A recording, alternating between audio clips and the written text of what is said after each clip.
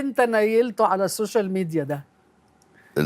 سبب ليا حاجات كتير قلت لا انت على فكره انت مش كتير، بس انت يعني ايه من فتره كده رحت قايل انا اعلى الاجر وانا بتاع، وانت عارف ان ده عمل زوبعه وعمل بتاع اعلى مشاهده واعلى اجر انا عايز اعرف المنطق اللي انت قلت بيه الكلام ده، لانه انت ما بتقولش كلام كيد.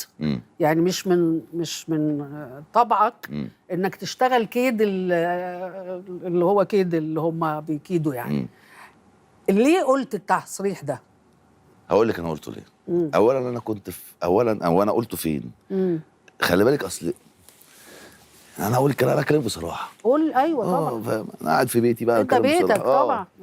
انا فاتح اللايف مع اخواتي، قلت لك قبل كده ان انا عندي عالم، انا بكلم اخواتي. فبقول له ايه كلام، انا قلت لك انا اعي ما اقول، عشان كده ما بعتذرش. ممكن كلمه تطلع مني سهوا فاعتذر، فده مش عيب. لكن انا دايما بفكر قبل ما اقول. مش عيال صغيره يعني، فاهم؟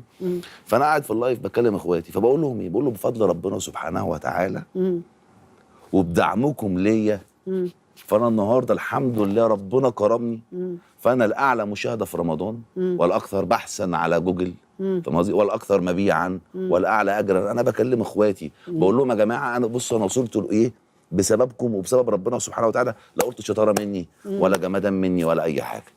فطلع ناس قال لك ده مغرور، ده جنون اعظم اصابه. طب هل تعلم ايه هو الغرور قبل ما تتكلم؟ يعني المفروض ان انت راجل صاحب راي، صح؟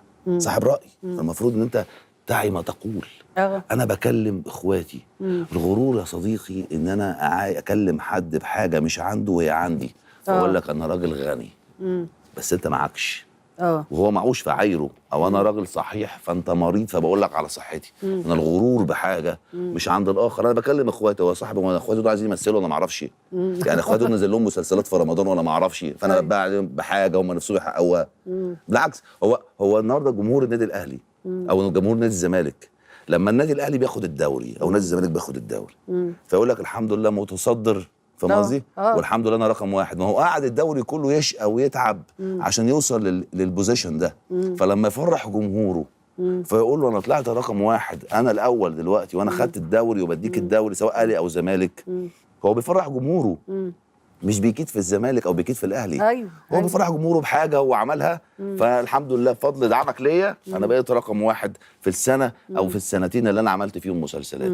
فما فيش اصلا كلمه الغرور ما تنطبقش على كلامي. هي ما تنطبقش كمان لحاجه انك انت لا تدعي ما هو ليس حقيقه. بالظبط، وانا بنفخ في نفسي بالاونطه.